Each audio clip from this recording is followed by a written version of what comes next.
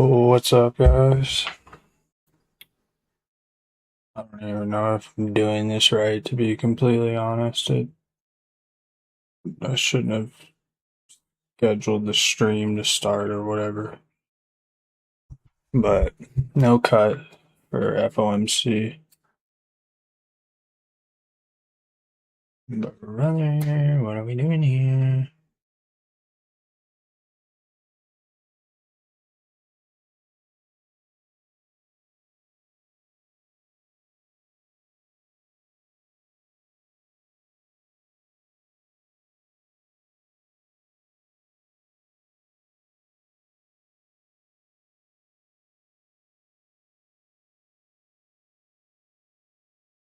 Alrighty.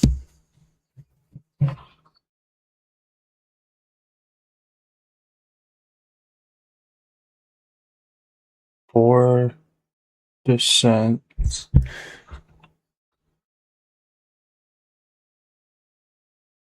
I'm gonna play it. I'll play Powell's press conference in a half hour when it's live.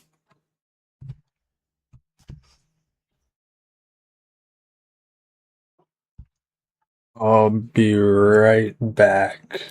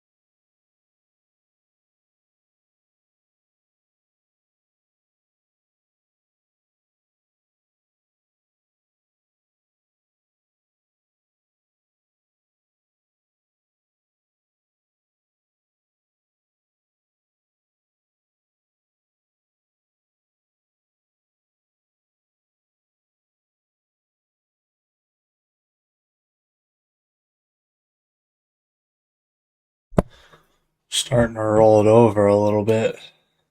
Yeah. I don't know why Disney's not participating. That's whack.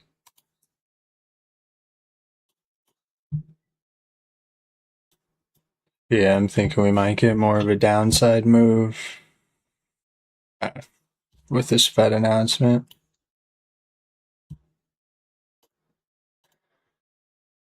But we are going to have to get under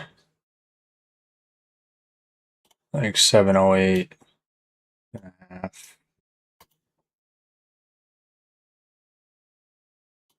Like right here.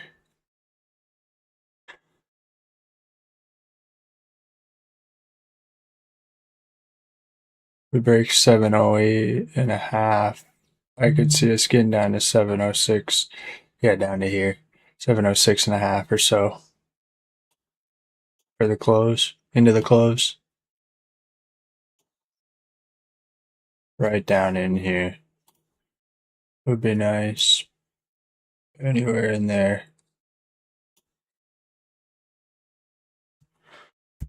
But we'll see.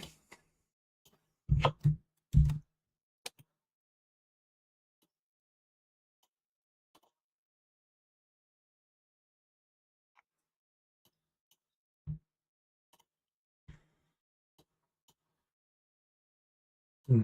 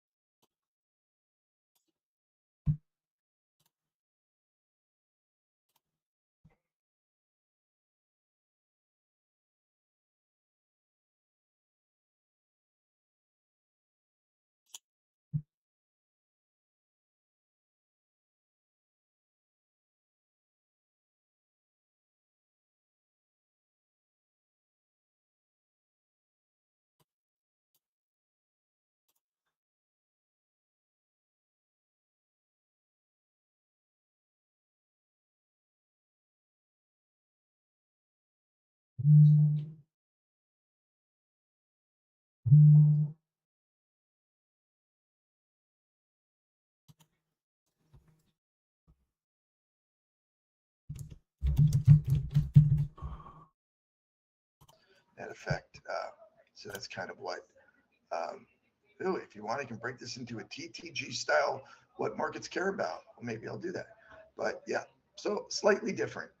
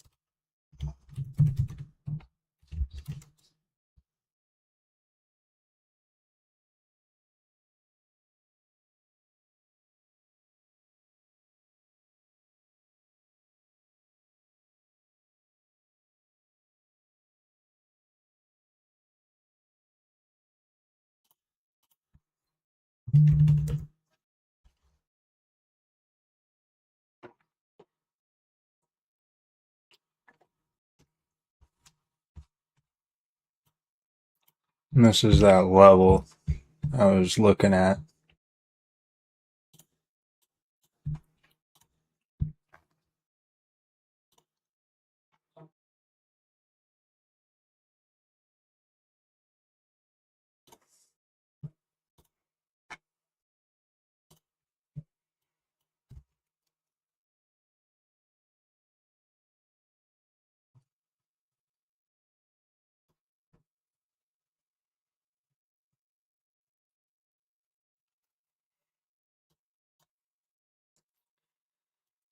Yeah, so there's three Fed numbers.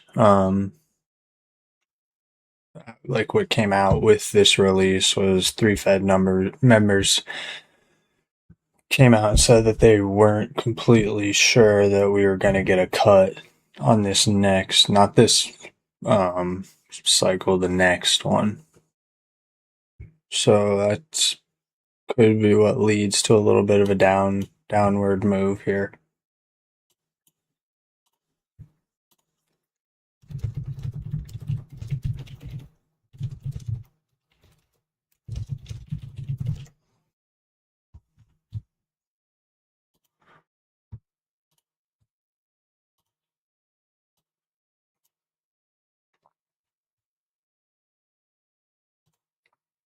This is our level that we're trying to see.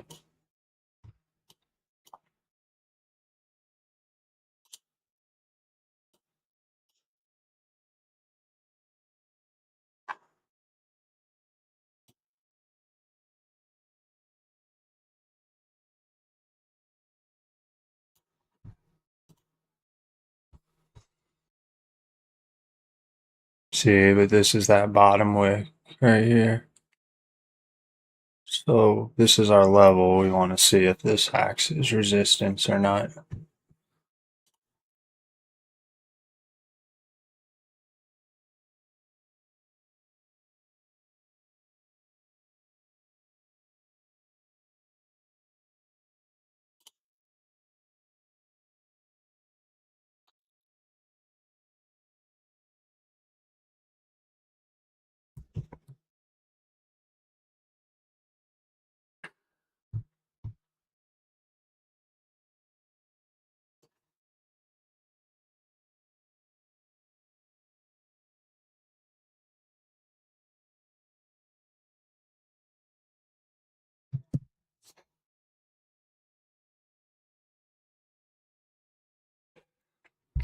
It's really gonna get all come down to like what Jerome Powell says.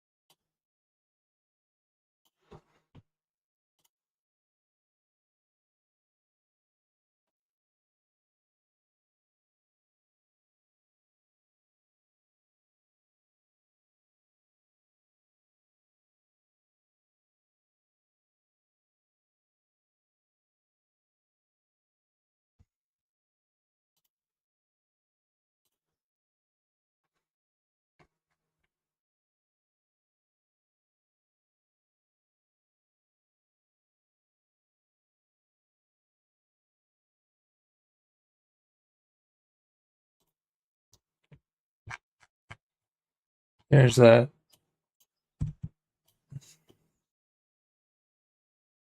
Yeah, we want to see if we reclaim these lows right here. This is previous day low, the red line. Obviously now NQ is stronger, but if we can't reclaim this, I would say we would probably pick up some speed to the downside here. But buyers are definitely stepping in right now. This is our level though. This is the key.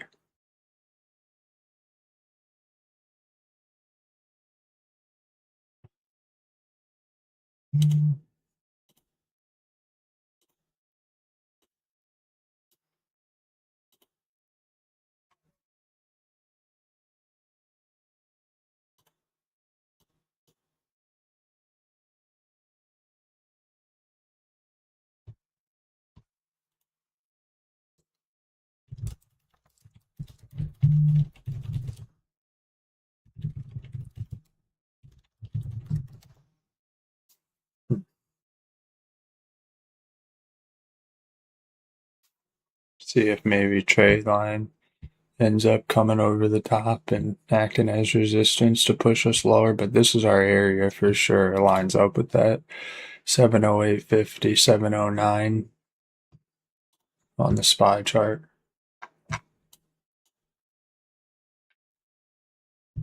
Yesterday's low was right there.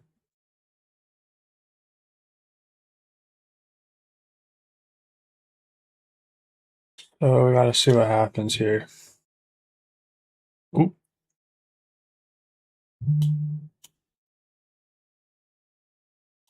Definitely fighting. They're definitely fighting at this area. Oh, fight out. Buyers trying to punch the motherfucking sellers. Lights out.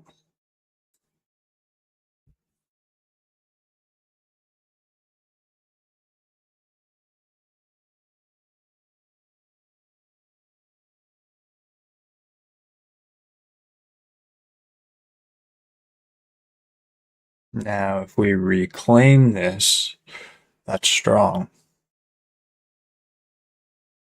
I would maybe look.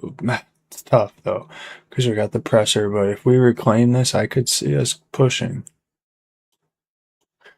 It's just like that video I made several days ago. There's really nothing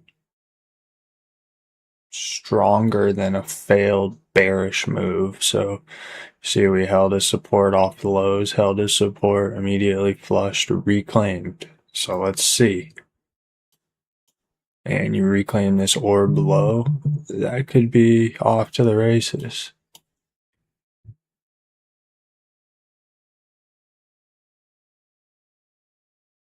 Be patient here.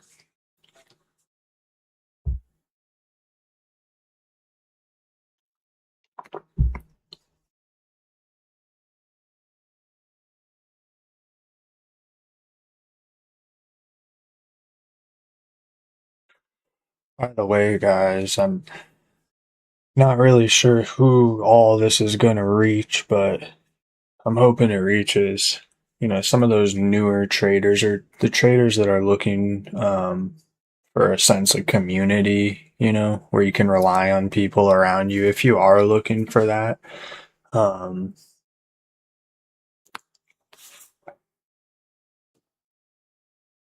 really think our Discord would be good.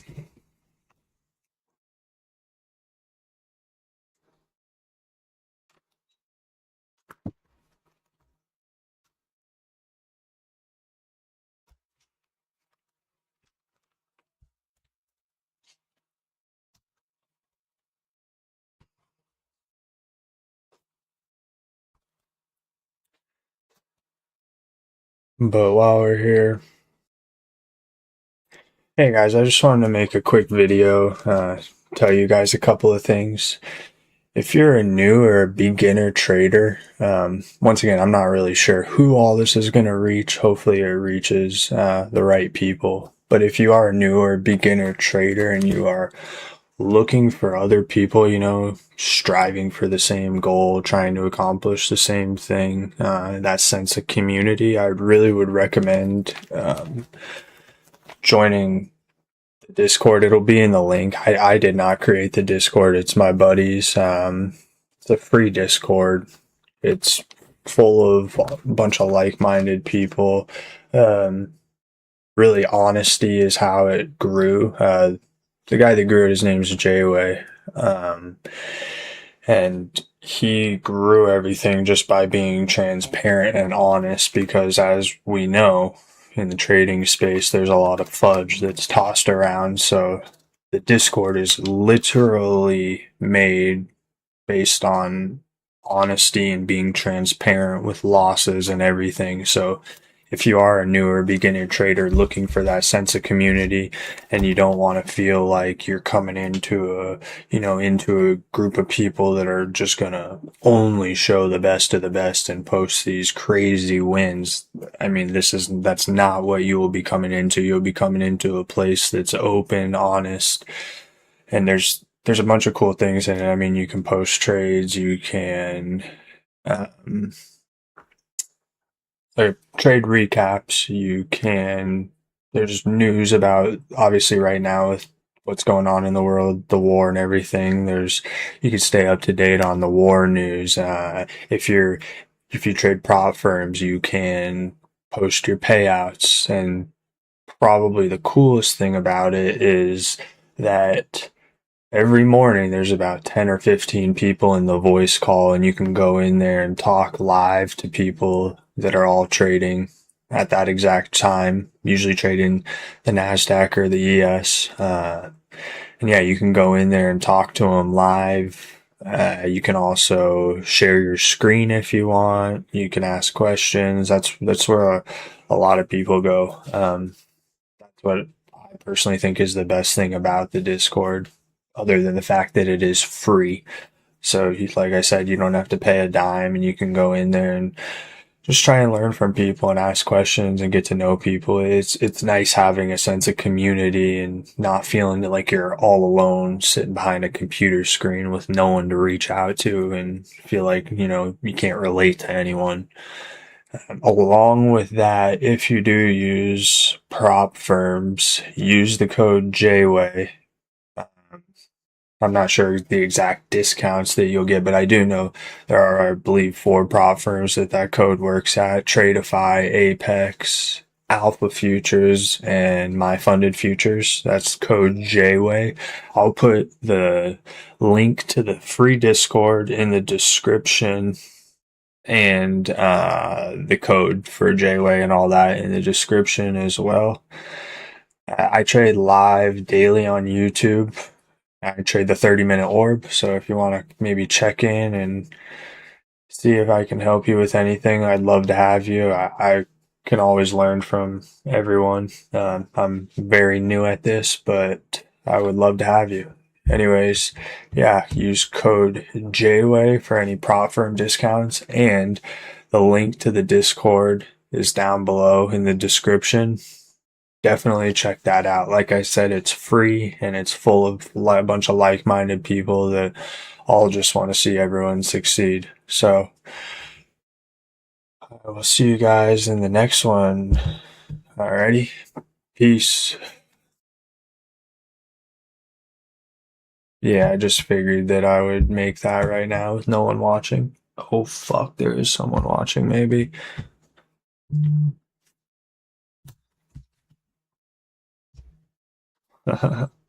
What's good?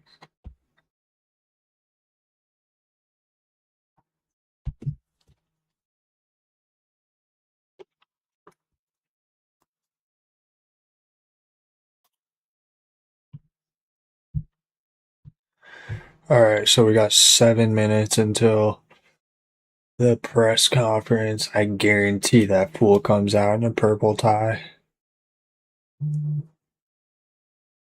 Guarantee that shit.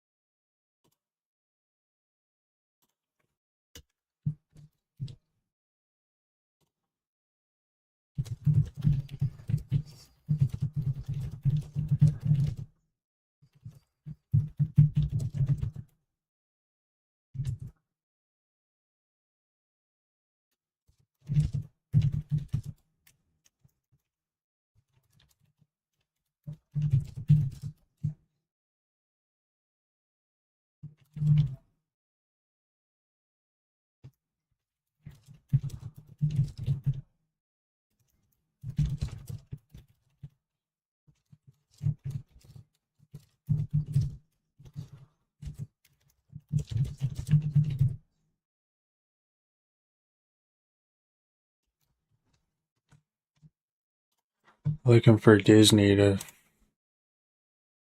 come down.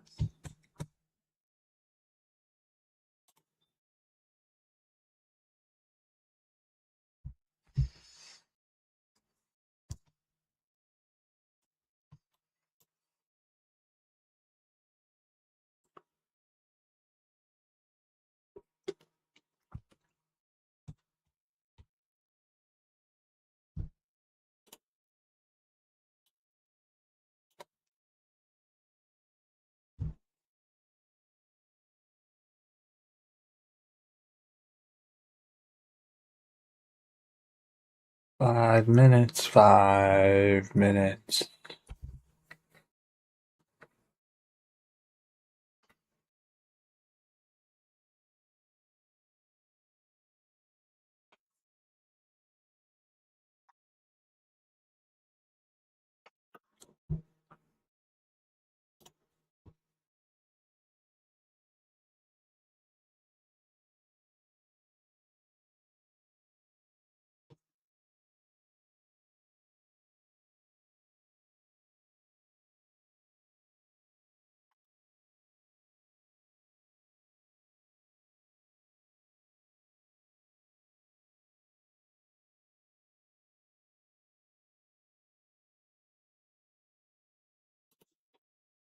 Hopefully this like actually comes down a little bit. What would be the next stop maybe here? Let's see.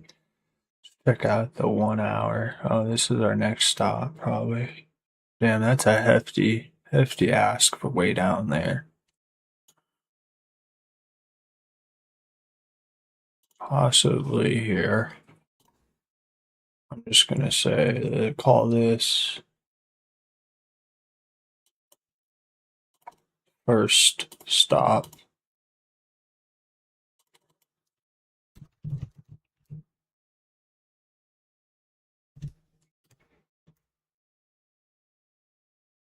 No, just call that one.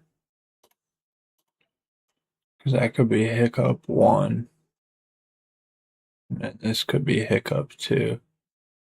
Down into here.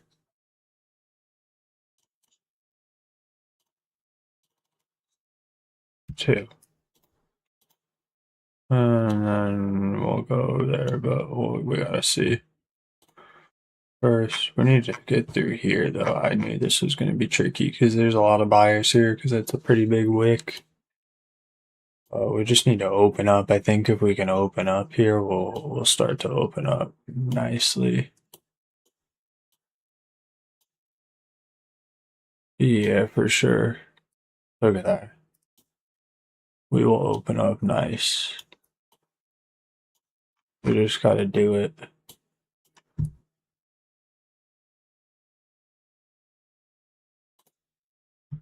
Just gotta do it. Just do it.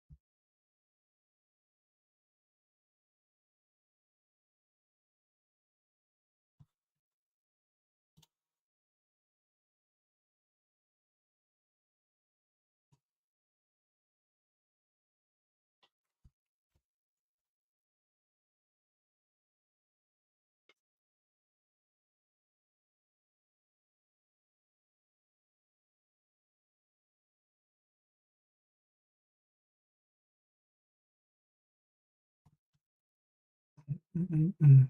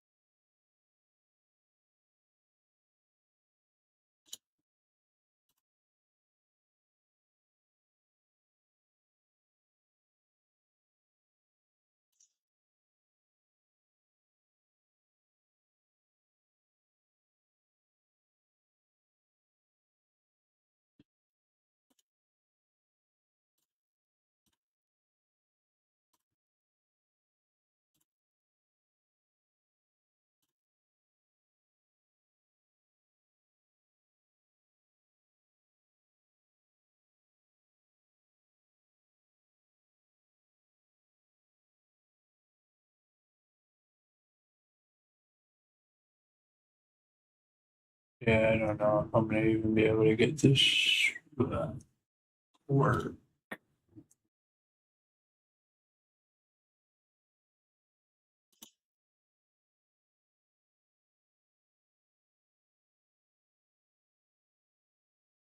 Maybe if I play background.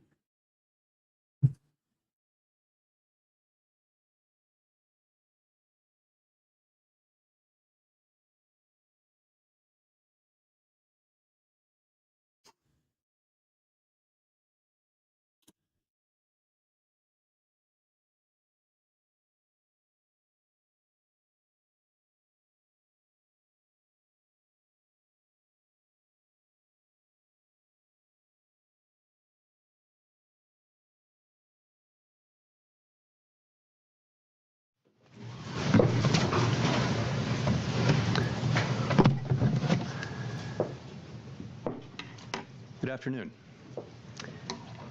My colleagues and I remain squarely focused on achieving our dual mandate goals of maximum employment and stable prices for the benefit of the American people. The U.S. economy has been expanding at a solid pace. While job gains have remained low, the unemployment rate has been little changed in recent months. Inflation has moved up and is elevated, in part reflecting the recent increase in global energy prices. Today, the FOMC decided to leave our policy rate unchanged. We see the current stance of monetary policy as appropriate to promote progress toward our maximum employment and 2% inflation goals. Developments in the Middle East are contributing to a high level of uncertainty about the economic outlook, and we will remain attentive to risks to both sides of our dual mandate. I'll have more to say about monetary policy after briefly reviewing economic developments. Recent indicators suggest that economic activity has been expanding at a solid pace. Consumer spending has been resilient, and business fixed investment has continued to expand at a brisk pace. In Jerome. contrast, activity in the housing sector has remained weak. In the labor market, the unemployment Purple rate tie, was just like I said, I 4.3% need in that fool March, be and wearing has a purple changed little tie in every recent time. months. Job gains have remained low. It's like damn A clockwork. good part of the slowing in the pace of the job growth over the past year reflects a decline in the growth of the labor force due to lower immigration and labor force participation, though labor demand has clearly softened as well. Other indicators, including job openings, layoffs, hiring, and nominal wage growth, generally show little change in recent months. Inflation has moved up recently and is elevated relative to our 2% longer-run goal. Estimates based on the Consumer Price Index and other data indicate that total PCE prices rose 3.5% over the 12 months ending in March, boosted by the significant rise in global oil prices that has resulted from the conflict in the Middle East. Excluding the volatile food and energy categories, core PCE prices rose 3.2% over the 12 months ending in March. This relatively high rate largely reflects the effects of tariffs on prices in the goods sector. Near-term measures of inflation expectations have risen this year, likely because of the substantial rise in oil prices. Most measures of longer-term expectations remain consistent with our 2% inflation goal. Our monetary policy actions are guided by our dual mandate to promote maximum employment and stable prices for the American people. At today's meeting, the committee decided to maintain the target range for the federal funds rate at 3.5 to 3.75%.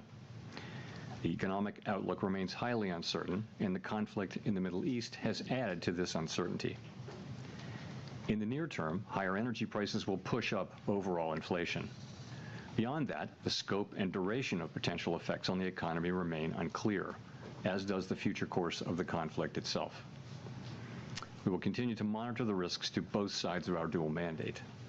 We are well positioned to determine the extent and timing of additional adjustments to our policy rate based on the incoming data, the evolving outlook, and the balance of risks. Monetary policy is not on a preset course, and we will make our decisions on a meeting-by-meeting basis. This is my last press conference as chair, and I will close with a few thoughts. First, I want to congratulate Kevin Warsh on his advancement out of the Senate Banking Committee this morning. This is an important step forward, and I wish him well as that process continues. The The Federal Reserve exists for one fundamental purpose: to foster the economic conditions in which American families and businesses can thrive. Stable prices, a strong job market, and a financial system they can depend on. Every decision we make, whether about interest rates or regulatory and supervisory matters or other issues, is made in service of that purpose.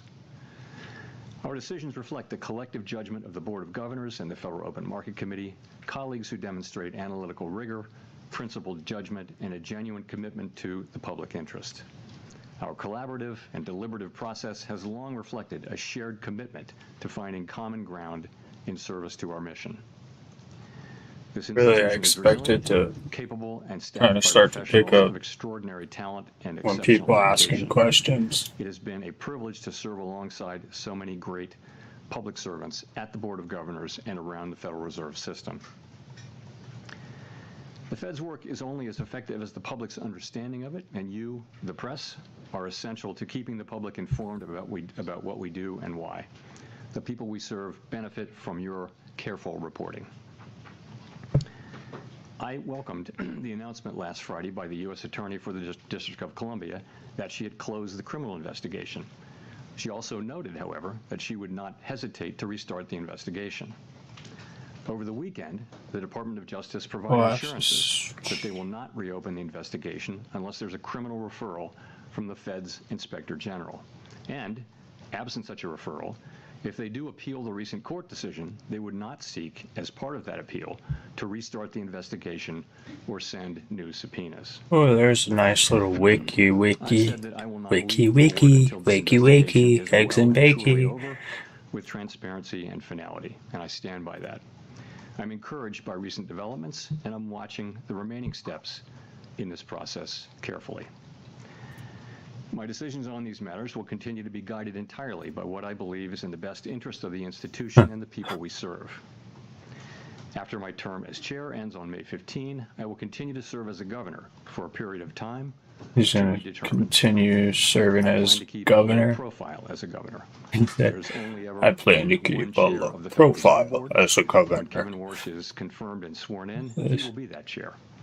Once sworn in as Jerome, board you chair, know his new Jerome's colleagues will a elect him G to chair behind the FOMC scenes. as well. As I You regularly know, point yeah, out, alright, here we go, Q&As, success in here we go. delivering our This is goals when I would matters expect it to to all maybe start to Americans. pick up. I'm confident that the Fed will continue to do its work with objectivity, integrity, and a deep Yeah, commitment to let's serve see the what American question. people. It's usually Steve Leisman with one of the first ones. Steve. Thank you, Mr. Chair. Appreciate the kind words about the press. Often doesn't come from the podium in different places, but appreciate that. Can you talk about what is gone into your decision to remain on the board? What kind of criteria? What do you know? And, how long? It's might you stay? Thank Steve. you. Sure. So, my concern is really about the series of legal attacks on the Fed, which threaten our ability to conduct monetary policy without considering political factors.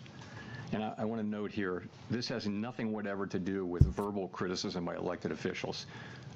I've never suggested that such verbal criticism is a problem, and neither has anyone else here.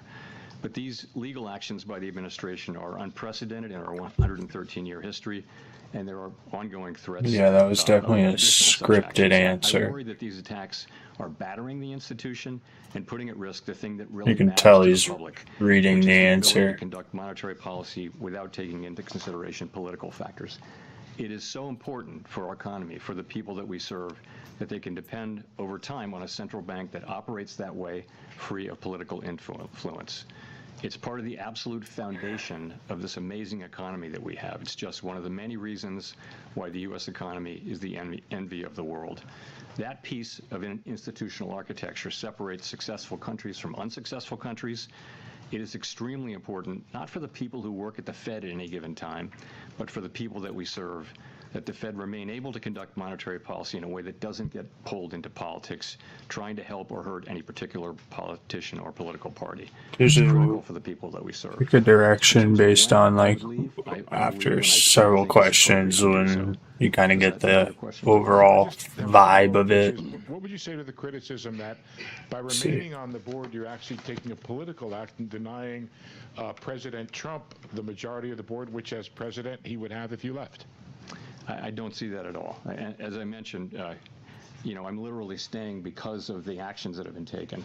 I had long planned to be retiring, and the things that have happened in the last 3 months have I think left me no choice but to stay until I see them through at least that long. In addition, I don't see how this will interfere. My intention is not to interfere. I was a governor for almost 6 years, and the tradition is at the Fed that governors who understand how difficult the role of chair is, and as a soon-to-be former chair, I do understand how hard it is to get consensus with 19 strong-minded people. You work with the chair. You try to be heard, but also collaborate with the chair and try to support the chair when you can. When you can't, you can't. And I think that's the attitude that people generally take, and that's the attitude that I'll take. Nick. Chair Powell, if I could ask about the inflation outlook. In March, you described the standard practice of looking through energy shocks as conditional on inflation expectations staying anchored. Since that meeting, there has been very little progress reopening key energy trade corridors. Can you help us understand how This is a solid question. in the intermeeting period, beginning with the prospects for tariff pass-through resolving on the timeline that you had outlined in March, before getting to the energy shock that is now on top? So, I would look at it this way. For a long time, we've been working on the hypothesis, really, that tariffs would lead to a one-time price increase and that would go away over time. In other words, that there would be no further change, so measured inflation wouldn't reflect that higher level going up more and more. And it's time for that to happen. We really do expect that to be happening in the next 2 quarters. So we'll be watching very carefully to see that what we've thought all along would happen. That's the kind of critical part of the forecast. We need to really see that. With energy, it's so hard to say. I mentioned, in sort of the textbook, you would look through an oil shock because they tend to be short-lived and they tend to revert, and monetary policy works with long and variable lags, so you wouldn't necessarily react right away. I think that is all the more true given that we're several years above 2% inflation and that we're already looking through the tariff shock. So I think we're going to be very cautious about that. But the question about looking through energy really is not in front of us right now. It hasn't even peaked yet, and I think we'd want to see the backside of that and progress on tariffs before we even thought about reducing rates. So if I could follow up, the statement today preserves language that has taken on some meaning as it was socialized when the committee was actively lowering rates. Why is that easing bias still ripe, given how different the inflation outlook is now versus a meeting or two ago? And what more would have to happen for it to get evicted? So that was, as you will recall, we had a discussion about that at the last meeting, and we talked about it in the press conference after the March meeting. We had the same today. We had quite a vigorous discussion about that very issue and the guidance, and is it still appropriate, and that kind of thing. And I would say that Here we go a little bit. People on the committee who either could support that language changing to a more neutral stance so that a hike is as likely as a cut. Or no, yeah, maybe. Period, and it's easy to see why. I mean, it's. Come on, Disney, you right? little You see poontang. inflation has moved up over the interim a bit. Core inflation's 3.2 now, moving, albeit just a little bit, in the wrong direction. And we know that there will be, that there's headline inflation coming out of the Gulf, and we don't know how much that will be. We're going to need to see. So it makes all the sense in the world that people would look at that and we'd have a vigorous discussion about that. You saw that 3 people dissented over the language. I think all of those There you people agree with the go. rate I would decision. like to see us down here and then go retest. Like if we could get a. Want to do that, and I didn't I'm think pointing we at would the do it screen like you It can was just a fucking question see of my finger. If we could get a what we need to push do up, now. maybe. We have so much to learn. With the There's so much rejection. uncertainty about the path ahead. There doesn't need to be any rush. But I don't want to see like a extremely strong reclaim like that. could really change the picture around that language. So, it's a much closer thing on the committee than it was in March, and that makes all the sense in the world, it seems to me. Claire. So Claire Jones, Financial Times. Just going back to this issue of the easing bias. We've now got oil approaching $120 a barrel. What the fuck are you saying? Why are you letting this person? If it stays around those levels 6 weeks from now, what would be your best guess as to whether the easing bias will still be in the statement? Thank you.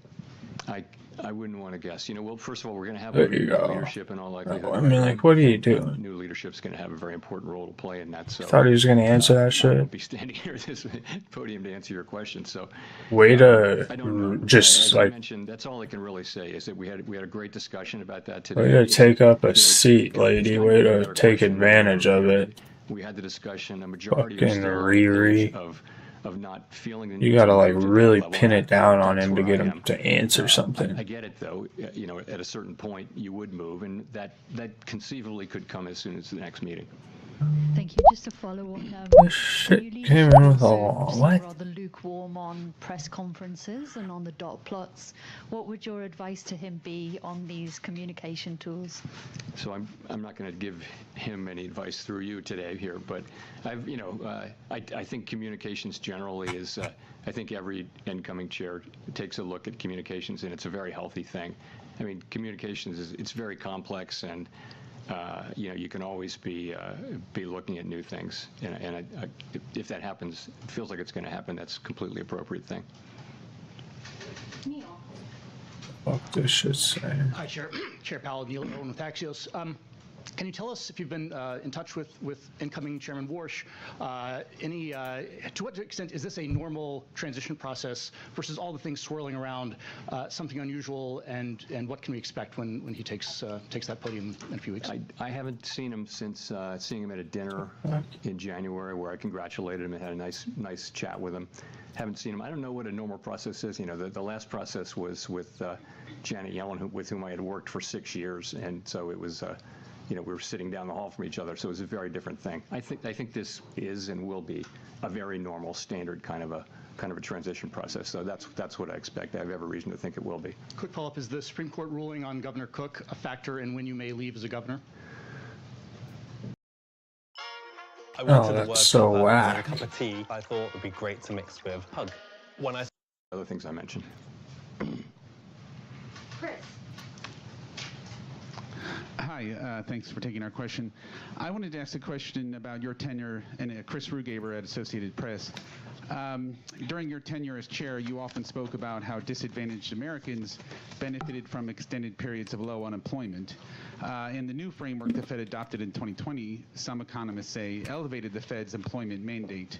Are you worried that the pandemic inflation spike that followed will make future Fed chairs more reluctant to pursue a hot jobs market, and should they be?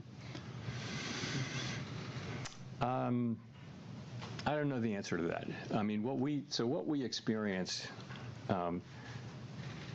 in the teens, the mid-teens, was really low levels of unemployment for a long period of time and no reaction from inflation.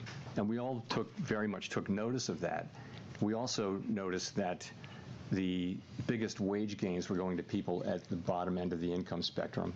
And we had many reports of, it felt like a fairly stable equilibrium, and a lot of benefits were flowing to people at the bottom end of the income spectrum, including companies were, setting up in people who were confined and like training them before they got out, and it was a very healthy sort of set of societal dynamics. So of course, I think anybody would love to get back to that. I don't think that anything that happened to create the global pandemic inflation was in any way related to overweighting the employment market. I mean, it was a global shock that happened essentially very similarly all over the world. That had to do with closing, reopening, stimulus and all that. And I mean, you could look at a graph of 10 big economies on the page and not know which was the U.S. and which was Germany, France, and things like that. So I don't think that insight was in any way responsible for the high inflation that we experienced. So, I mean, I think it's always been a balance. You've got to be strong on both of our dual mandates. And we for example, now we don't feel that the labor market is at all a source of inflation, so we don't need to be worrying about that. It's been a long time since we have had to worry about that. Well, actually, during the pandemic recovery, the labor market was super overheated and tight, and that's when we had to worry about it, but not now. Just on the other issue, do you need more assurance from the Justice Department before stepping down? Is that what you're waiting for, or what else?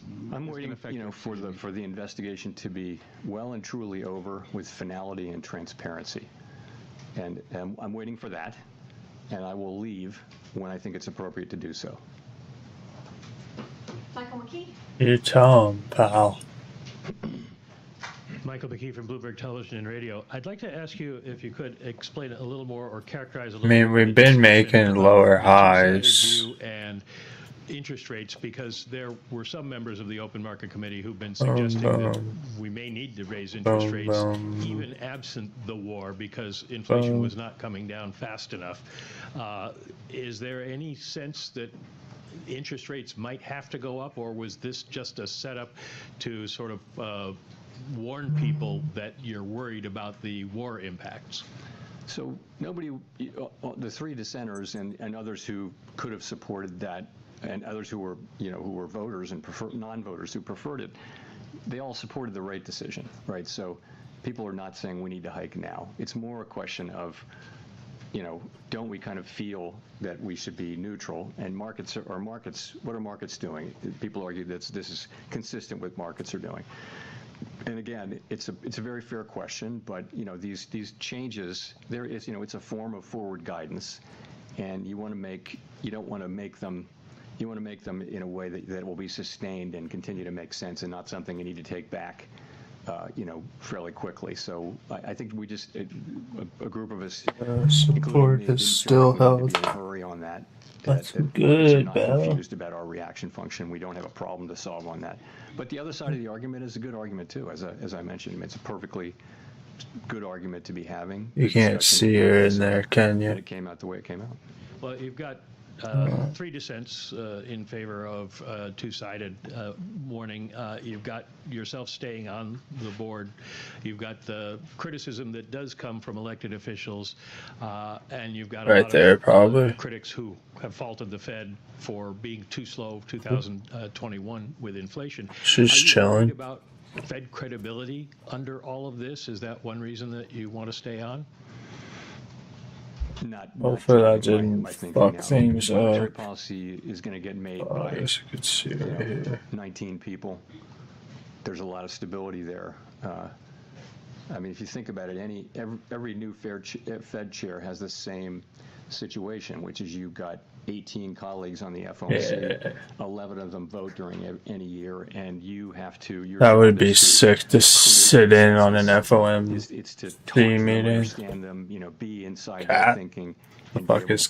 Oh, you were watching for that shit. You saw it. And that's the first time I ever showed her. And I think Kevin Warsh is actually quite well. He has the capabilities, skills to be very good at that. I would think. So I think I'm not so worried about that process. I think that'll work itself out. Howard. Thank you, Chair Powell. Yeah, I can't zoom in though. She's like looking her head and shit. Staying on as a governor, you intend to keep a low Hey, profile. yo, Bell. You could give us a little more detail on See her what stop. that looks like and how you can. She's looking. She's like, what the fuck? Walk down the steps. What that looks like, and particularly around the policy discussion, how you're able to have your intervention and not be a shadow chair and not have a kind of an outsized influence over the process. What the fuck is this shit doing? Nothing. Like, the shadow chair thing. No, I don't know. Usually it's fucking doing some shit by now. I'm going back to being a governor. I respect the role of chair. I was the chair. This I was fool. a governor for 6 years, and I know what that's like. I know it, and I had a. They've been asking some whack ass questions. Like the first couple were dope, good questions, but after, like, they've just been stupid questions.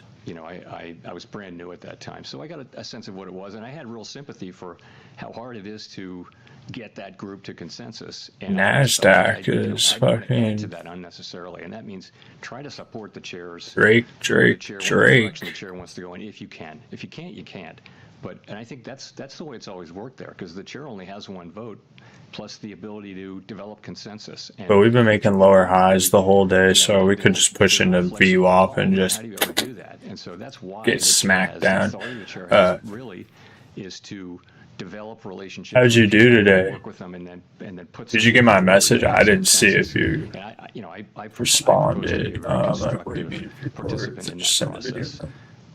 Really out of respect for the I need office to of the chair. record my screen if that's what you mean. Yeah, that's what I meant. Like, I'll send it to you. Risks of oil prices bleeding into core inflation in coming weeks, because that was, it seems like the commentary that was coming When from this, like when I'm done, when I've just finished this, I'll.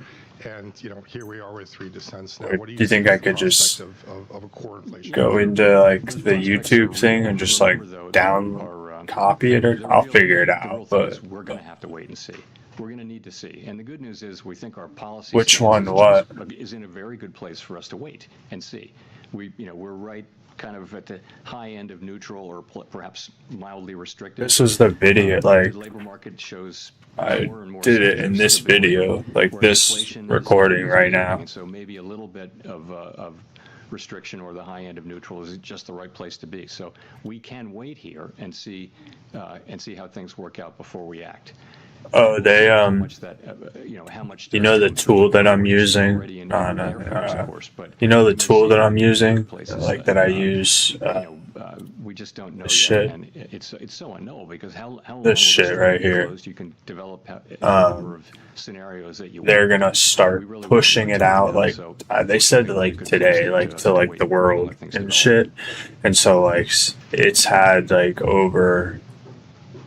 I think over 100,000 runs from like February till now that they've recorded, and they put all the numbers together, like based on, because it can do scalp, day trade, swing trade, and long-term investing. So they put data together based on each trade ran in. So they broke it down by like how they recorded the trades was based on the plan generated. They said if price went into the entry zone and then reached the take profit before the stop loss, that's a winning trade, and vice versa. If it hit the stop loss before the take profit, that's a losing trade. But they broke it down where like if you chose a scalp, it had to either trigger in for the winning or losing trade within 1 hour of the trade plan being generated, or else they didn't count it as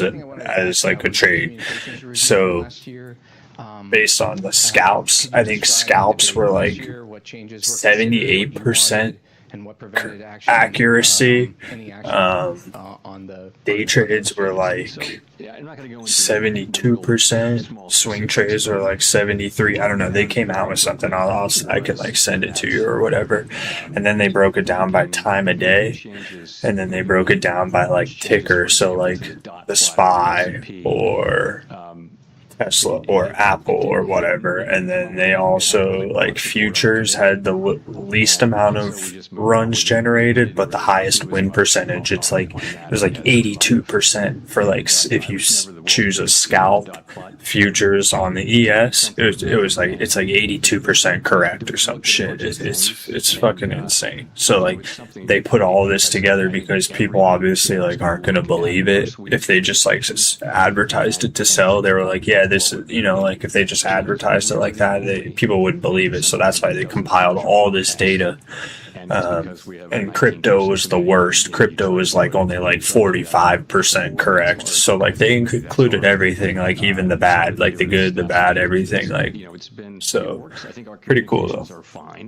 But pretty crazy. In a different and better way is the most natural thing in the world.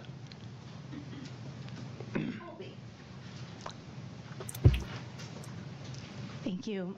Colby. That was a nice long off that double bottom right there. Boing. Hikes. Are we right to assume that the hawkish outcome for the Fed is still one in which the committee just extends? Yeah, I'll try and find And to what extent is there a growing sense within the committee that document or whatever the hell because like it's going to be public knowledge. Like they made it for public knowledge. So, this major energy shock, but I guess like how they kind of talked a little bit about how they created it, and like 20% of it is actual AI. The other 80% is an algorithm, like the guy, head trader Mike, and then there's Adam, the guy that designed it all. And Adam basically like he took Mike's strategy and coded it into an algorithm. That's like what he did. I don't know how. And Mike's like, bro, Adam, I still have no fucking idea how you did that. But yeah, that's why it's yeah. Oh, you're too tired. Yeah, I'm yapping right now. It's like and as it relates to the war, at what point do you think the I had coffee and I just worked out and had pre-workout, so I'm all fucking. You know, you just have to find that out empirically. You know, given our the fact that we're, you know, a big exporter of energy and that our economy is far less energy intensive, oil intensive than it was during the 70s, you know, the effects on the United States are really substantially less than those of Western Europe or Asia, who are feeling much greater effects from these things. The effects we're feeling in the current situation currently, and in sort of what's priced in, which is you know, a relatively quick outcome. If this goes on for much longer and prices go much higher, then did we'll you much more. And of course, are you talking up about aggregate today? inflation numbers, we're very well aware that people are experiencing higher gas You traded prices that gold all over the trade? country now, and that hurts. And those hikes may continue to happen. And other things are going to start to reflect airline fares I mentioned, and other products and services that are dependent upon petroleum and derivatives of petroleum. People are going to start to feel that. Edward. Thank you, Chair Powell. Edward Lawrence with Fox Business. So I guess I'll just ask you directly on this. The markets don't see a rate cut at all this year. I put the only gold shorts today. The neutral rate, why or why not? What did gold do? I didn't even The neutral see. rate is, we cannot know it with certainty. I think pretty close to the neutral rate. Yeah, I always had it, you know, between 3% and 4%. We're a little north of 3.5%. So that's well in the range of what I would consider a reasonable, but at the higher end of the range. Free market, right, or some shit. Okay, so I'm assuming you made money. No, I think the labor market is still probably cooling off just a little bit, and I don't think there's much of a case for any case really for Did you make money? looking, you know, meaningfully restrictive, maybe mildly restrictive or neutral. Lost one eval and got one halfway past. About your future a little bit. The first time we've seen 4 dissents now since October of 1992. Are you? Where were you?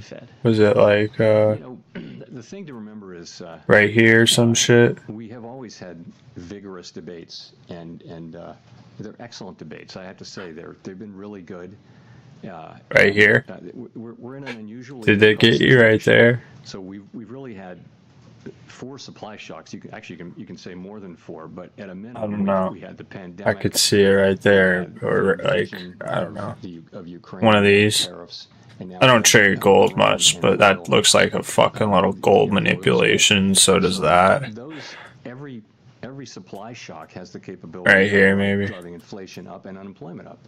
And what do? You know, it's the central bank has a really hard time knowing what to do. So you're going right thing to do hella size, aren't you? Those 2 goals, and that's well, what size account? 25? Did you 25K? Really tough, difficult judgments. You've got to have a forecast for each variable. You've got to think how long it's going to take to get back to target. You got to think how restrictive or not is policy. So it's only natural that you have a range of views on the committee. You know, people are going to see it different ways. They're going to have different risk tolerances and that kind of thing. I mean, if everybody agreed, that would be That would be surprising. How much size are you using? It's partly a function of the extraordinarily challenging set of supply shocks that we've been dealing with now for 5-6 years.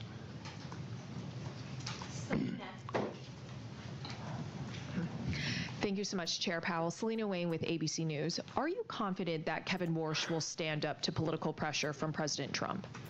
So what in the fuck just happened? Why did that do that shit? And when it comes to gas, right now it's over $4 a gallon. Inflation just hit a 2-year high. Should Americans expect to be paying higher gas prices for the rest of this year? And in your view, does that take a rate cut off of the table? And secondly, by staying on as Fed governor, what message do you think you're sending to the president? I don't know what happened right here. Hold on. Prices are going to do for the rest of the year. And dude, this shit's fucking annoying. Remains closed and how quickly it can be Hold on. And that kind of thing. But remember, when gas prices go up, that's disposable income coming out of people's pockets, so they're going to spend less on other things. So there will be a hit to GDP. So it's a question whether spending goes down to offset the inflationary effects. What the fuck? It's not the answer isn't obvious ex ante whether you should move your rate over because of that. We'll have to see how it evolves. What is this shit? I'll stand on what I said earlier. Victoria. Hi, Victoria Guido. Yeah, like 8 or 10 micros, yeah. Your Fed independence has come under pressure in a lot of different ways. Yeah, I just want to, like, practically speaking, where do you see Fed really, independence like, as nursing this funded account to just get a goddamn payout. of the Fed? What And then, because I know I just need a little buffer to, like, get me off the ground, I really feel like. I just want to get, like, a buffer on the account, get a payout, and then I'll start, like, scalping how I, what the fuck? Scalping how I scalp, and just using, like, one mini at a time, and just, like, just in and out, in and out, in and out. I didn't watch that. I didn't see it, but I saw that they won. And we need to respect those, continue to respect those boundaries. But I didn't watch it really. And what the Treasury is responsible for, and what the rest of the administration is responsible for. So some of it is legal.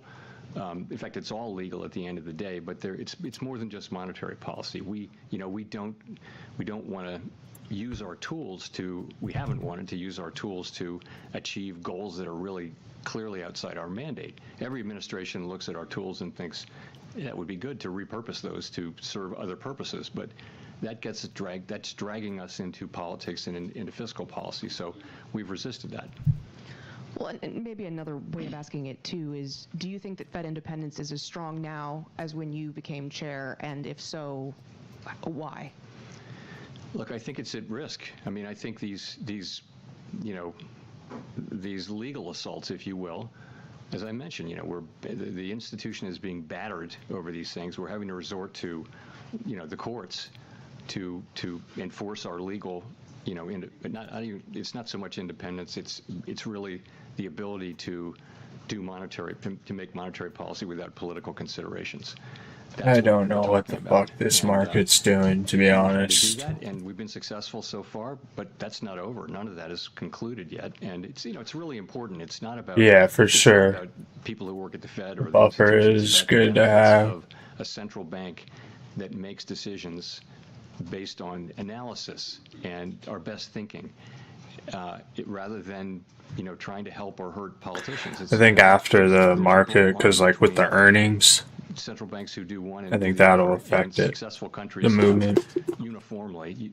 Successful advanced economy countries have a really strong set of protections around. Because like if they come out with, so that's where they all come out with like good earnings, that market's gonna rip. Confident, as I said in my remarks, that the Fed will continue. They all come out with bad earnings. Based on analysis, it'll rigorous tank. Analysis, and not on political considerations. But we've had to fight for it.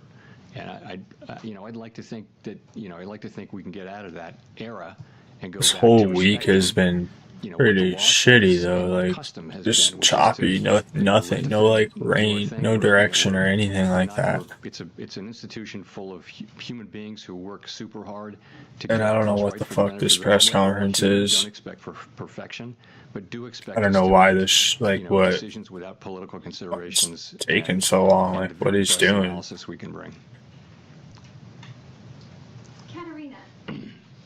And I feel like we might not get anything though. That's whack as hell. How would you characterize what you've heard from your colleagues on your decision to stay? Do you have their support? And then have you heard concern from your colleagues about continued legal attacks from the executive branch? Is this something that others have, talked to you about? So I think that I don't want to report on what my colleagues think. They can speak for themselves. But there are widespread concerns that these things may continue. That's all I'll say. And and that would be a problem. And so. And then I just also wanted to ask about Governor Waller's speech on the reserve banks. Do you have any thoughts on centralizing some of those functions in the way he described? And then are you concerned that come on, let's roll this thing over. Be a slippery slope to to consolidate reserve bank functions even more in such a way where the central bank ultimately loses some of that important regional information? So we try to be good stewards of the public's money and efficient, and Chris Waller is particularly passionate about that. Of course, so are the reserve, so are the presidents, and it's a question of how do you accomplish it. We of course, and Chris said this in his speech, we want 12 strong independent central banks with their own staffs and their own monetary policy views and all that. But there are things that are done in all 12 which could well be done at one much more efficiently and with cost savings. And so there's a back and forth going on that, but everybody's on the same page. The other thing he touched on was the idea of removing reserve bank presidents from office over different views on monetary policy. And I would just agree with him so strongly that would be the beginning of the end of the Fed's ability to make monetary policy independently. If every administration could come in and do that, you're just another cabinet agency at that point. So that's not something that I would support. Chris said the same thing. Christine. Thanks, Chair Powell. Christine Romans, NBC News. I want to ask about legacy. When the history books are written, how do you think your stewardship at the Fed will be remembered for the past 8 years? I'm going to Let's just see what he says. That's for someone else to say. Yeah. I'll do a mulligan on that. All right, I'm going to ask you about misbehaving inflation then. You talked about those 4 big shocks. Damn, he gave her another question. Years, and inflation still misbehaving. What's your message to American families? Watch this thing just get smacked down now. Just control for them, really, since the COVID reopening. We're committed to bring inflation back down to 2% and sustainably. That's our Predator. We'll stick it Orb high. Happens. We keep getting these events keep happening, which keep driving up costs, and the best thing we can do is to use our tools to guide inflation back down to 2%. I think trying to get there really quickly could be very costly in terms of job loss and things like that, but we try to get there over time in a way that does the least damage possible, and our commitment to that is never ending and unshakable. How would you describe the economy outside of the misbehavior? Lift off. I mean, it's still awfully resilient given all of the blows. I don't know that you can be awfully resilient. So it's actually quite resilient, I would say, because it's a positive thing. If I can have that amendment, yeah, growth is really solid across our economy. Some of that is that consumer spending is hanging in pretty well. The most recent data are good. And some of it is just the apparently insatiable demand for data centers all over the United States. So a lot of business investment going into building data centers, and every reason to think that that continues. So you've got an economy that's growing at 2% or better. PDFP, which is private domestic final purchase. Yeah, here we go. I could see this ripping and then earnings coming out too and being good maybe, and us just going up. If you look at the unemployment But rate, we'll see. 4.3%. So that's a low rate. That It's was pretty close nice. to mainstream estimates. Hold of the initial balance high and then gone. Really fucking nice. Like a good labor market to some who don't have jobs, because quits are really low, hires are really low, and there's effectively no new net job creation. So that's in a sense, the labor market is in balance, but it's an unusual and uncomfortable kind of a balance where people who don't have jobs will have a hard time breaking in unless somebody quits their job. So that's pretty good. Inflation is the thing we need to work on, and it's partly tariffs, which we think that inflation should subside over the course of this year, because it's kind of a one-time increase. It shouldn't be repeated, and that should start happening pretty soon. The energy inflation that we're getting should go through fairly quickly. And we'll just have to see how that works out. In the meantime, we think our policy stance is in a good place for us to hold and wait developments. Jennifer. Thank you, Chair Powell. Jennifer Schonberger with Yahoo Finance. Yeah, I feel like this is a long press conference. Three members objected to keeping that easing bias in the statement, and you said that the majority still didn't need to move to new language at this point. So does the majority of the committee still have a bias towards cuts at this point, or has the bias on the committee shifted away from cuts towards holding or hikes if that was needed? So I think that the center is moving toward a more neutral place, and that's sort of what markets are saying too. I just think, I'll be right back. I just need to go get a drink real quick. Guidance like that, and so we just, I guess a majority of us didn't feel like we needed to send a signal on that right now. But maybe it'll come to that, and the reason is because we're kind of waiting to see what happens with events in the Middle East and what are the implications of those events for the U.S. economy. So there's a group who feels like we don't need to be in a hurry to do that. We get it, and of course we will move to a hiking bias if we want to hike, and we'll move to a neutral bias before that. But there was a difference over whether to do it at this meeting, at a meeting at which all but one of us agreed that the rate decision was correct, which was not to move. And you just said moments ago that you believe Fed independence is at risk. Is it safe to say that you want to stay on as a governor to serve as a check and balance on that? I want to stay until I will stay until I feel it's appropriate for me to leave. And yes, that is really what is driving this. I'm not looking to be, a high-profile dissident or anything like that. I'm more looking at the other aspects of this and wanting to see that things have calmed down and we're returning to a traditional model of working with the people that you have and bringing them to consensus and respecting that consensus. That's what I'm hoping to see. Matt Egan. Thanks, Chair Powell. Matt Egan with CNN. You've made many tough decisions in your time at the Fed, and as your time as chair comes to a close and you think about your tenure and perhaps your legacy, are there any decisions that stand out as ones that you're particularly proud of? And are there any that, with the benefit of hindsight, you would take a mulligan on? Yeah, it's hard. I wouldn't want to single out individual things at this point. I'll just say, all of us together have consistently tried to do what we think is best for the American people based on our tools and our objectives that Congress has given us. It's been very challenging because we've been in a situation of supply shocks really for 6 years, and that's just a very different situation than for a very long time. What the Fed and other central banks were doing all the time was demand management. And, and there was always the inflation mandate, but inflation was low for 25 years. So this is a very different world and a much more challenging one where you have to balance the two objectives. And by the way, central banks that have an inflation mandate have to do exactly the same thing because they're balancing economic activity.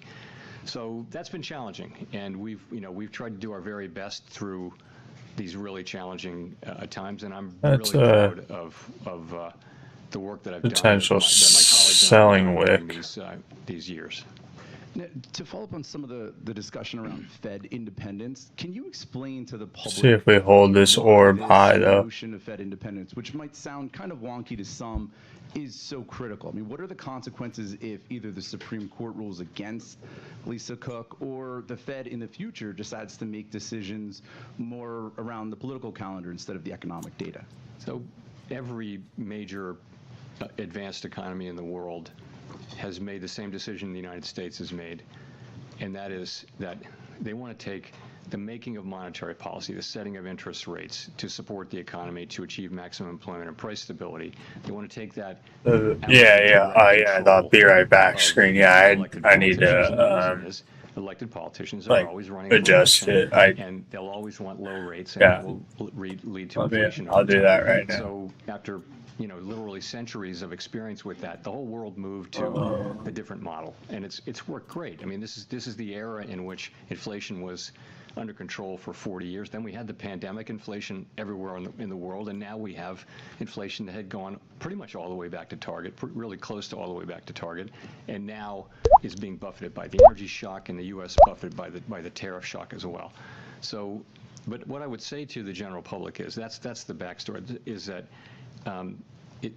don't think about it, an institution being independent. Think about it this way, that you want people to make monetary policy and set interest rates to benefit the general public and to try to achieve economic goals, which are maximum employment and price stability, and focus only on that. That better? Political considerations, completely ignore them. This isn't bipartisan. This is nonpartisan. So we want to just work directly for the American people doing these things. We don't think, oh, I want to do this because the president says it's a good idea, or because there's an election coming up and I want to speed up or slow down the economy. I mean, think about that. If that's what we were doing, it's starting to rip. Markets would lose faith in us and our ability to control inflation and have any respect. A little more what? Would be gone. And let me say, whatever people say, the markets believe in that we will produce 2% inflation. If you look at longer run expectations, markets believe that there's no sense in which our credibility in the markets has weakened. It's just not the case. It's people do get it, that this is our commitment and that we will achieve it, and it's priced in. If you disagree with that, then you can go ahead and bet against the markets, but the markets are pricing Fed credibility. Okay, we'll go to Richard for the last one. Thank you, Chair Powell. Richard Escobedo with CBS News. We talked a lot about gasoline prices and even you mentioned airline ticket prices, both of which are up dramatically because of the war in Iran. And so I wonder, are you seeing that weigh down consumer spending in other parts of the economy? And if so, how worried are you that will be a drag on growth? You don't see it in spending yet. You really don't. I mean, see if we get this fucking pullback. The economy has been resilient. It really has. Not just this time, but it's been remarkably resilient for some years now. The U.S. economy has just powered through shock after shock, and consumers are still spending, and that's what the banks will tell you, credit card companies will tell you, the retail sales numbers that we got most recently. People are still spending, and how long can that go on in a world where if gas prices were to go up a bunch more, that's taking otherwise spendable money out of people's pockets. But right now, we don't actually see much slowdown yet, certainly none from this, but you think logically you will, because people have a certain amount of money to spend. If they're spending 25% more on gas or something like that, then that's going to come out of other spending. But we don't see it yet. One last thing. You mentioned those economies in Southeast Asia that are particularly dependent on petroleum.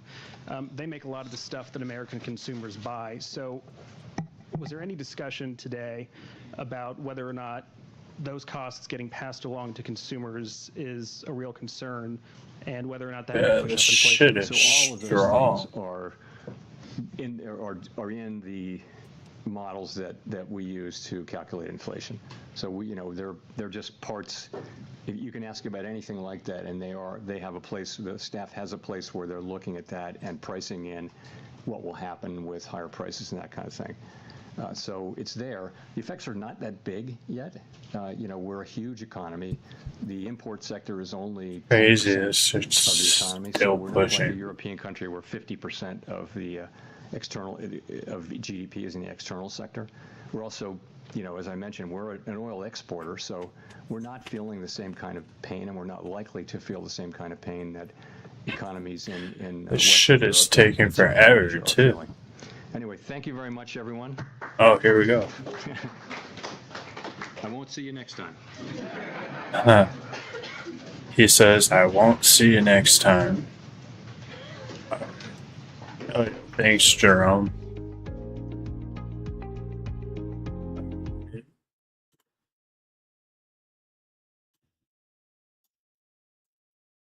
Well, that was not too exciting.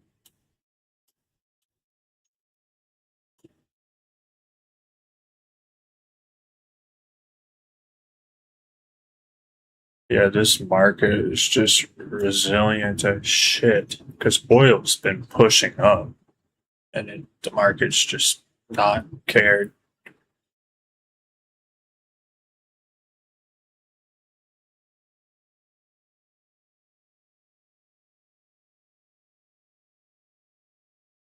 It just kind of tease it up, right, for like good earnings to just boom, lift off. I could see that. But we'll see what they say.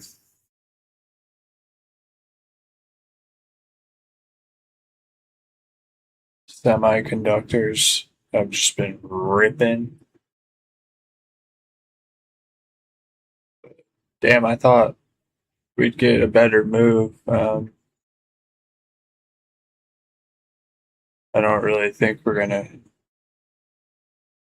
get anything crazy now, but I'll be very curious to see what happens with their earnings. So I think tomorrow we could have pretty good trading, but there could be a good move like after market hours, depending on what happens. So we'll see. But I think I'm going to end it here, but I'll send you that. All right. Yeah, I'm going to end it here, but I'll send you that. I'll stream again tomorrow. Peace.